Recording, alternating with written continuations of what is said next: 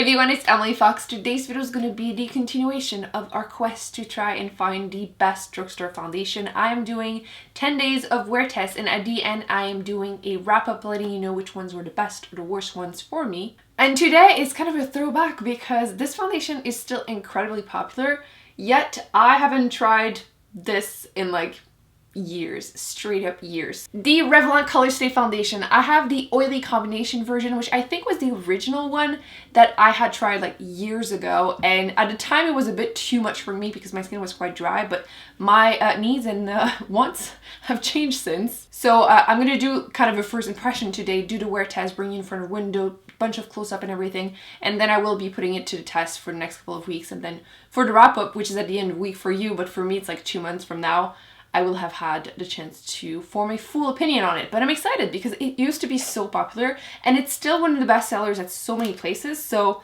let's actually even swatch it. Ooh, I applied way too much.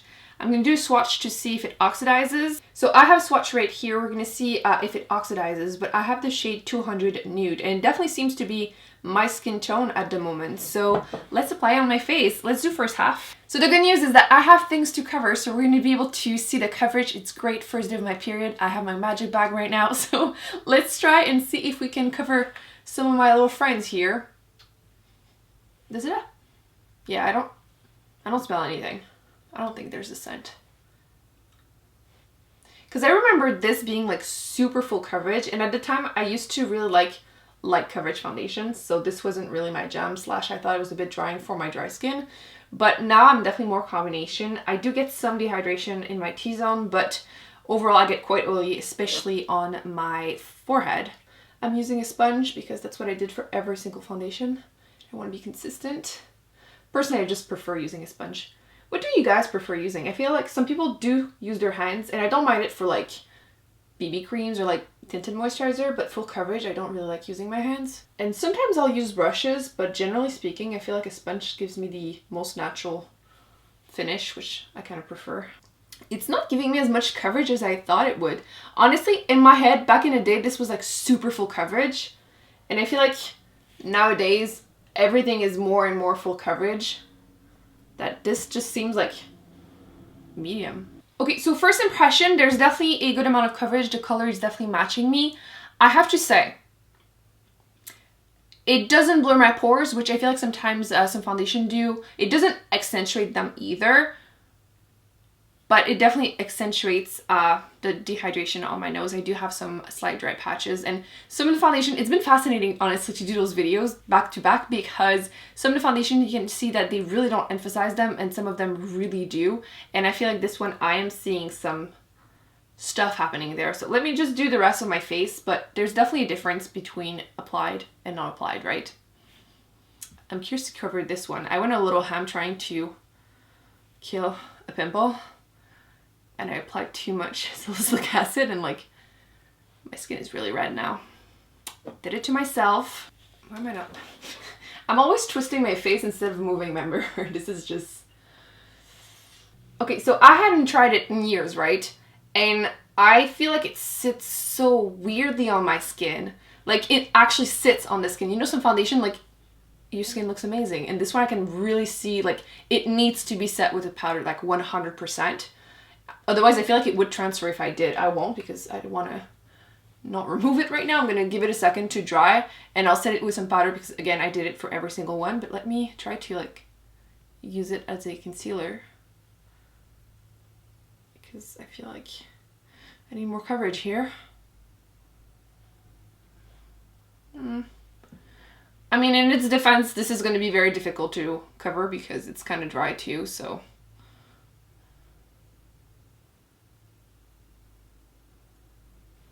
I feel like from this distance it looks great, but not so much from this one. Hopefully the camera does it justice. Again, I'll bring you in front of a window in natural lighting, but it kind of just sits on the skin. And I feel like if I were to like touch someone with my face, they would have like an imprint of me on them. Even in between my brows, I feel like there's more texture than there should be.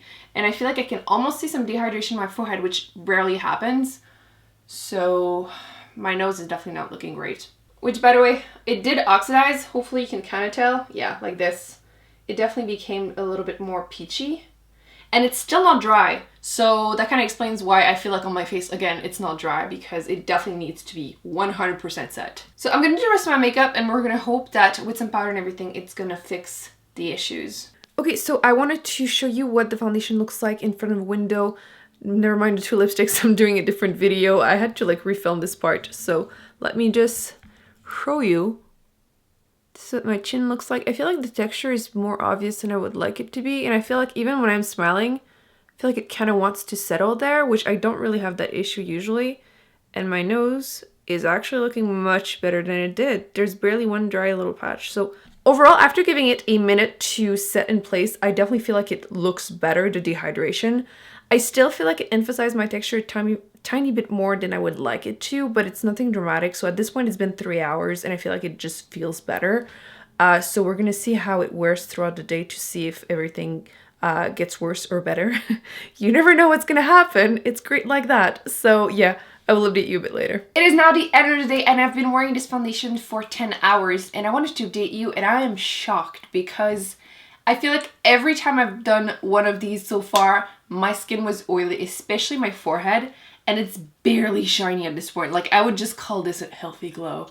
Like, so not oily. If anything, I feel like my skin is feeling dry, which hasn't really happened once when I was doing those videos. Obviously, I would get some dehydration on my nose, but this one is pretty bad on my chin, and there's definitely some dehydration, even a little on my forehead and like around my nose and everything. So I'm hoping you're gonna be able to tell, but my chin is definitely looking kind of dry.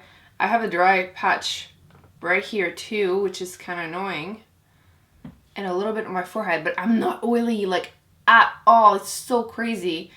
Some dehydration on my nose too, but that's to be expected pretty much for any foundation for me. But yeah, the chin is pretty bad. So if you have very, very oily skin, definitely would recommend the Revlon Colorstay Foundation. Personally, I think I'm going to give it another shot during the summer when I am more oily. But I'm so impressed that my forehead is like not oily at all.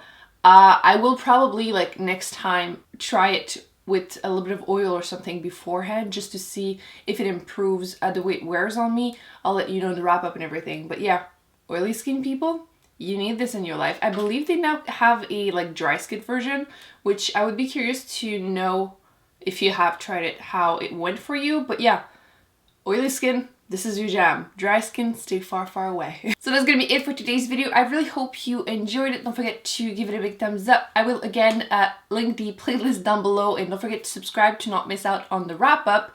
And I will be putting some more videos on the screen that I recommend you check out, and I'll see you in my next one. Bye.